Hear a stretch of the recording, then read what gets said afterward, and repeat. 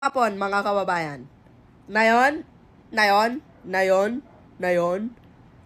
meron yung makeup sa kahapon. Gabi sa kahapon. Makeup gabi sa kahapon.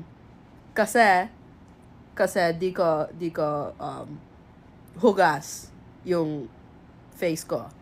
Pero, marunong naman ako mag-Tagalog na yon. Hindi kaya. Kaya naman ako mag-Tagalog. Hindi.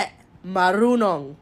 Kasi, mas, na yon, mas Pinay nagkaibigan na yon. Pero, intindihan ako, hindi lahat. Most Tagalog, pero hindi naman pa magsalita. Kasi ang accent ko ang Englishera, pero hindi naman Englishera halata. Pero yung accent ko mas Englishera sounding. Improving naman. Mahal kita mga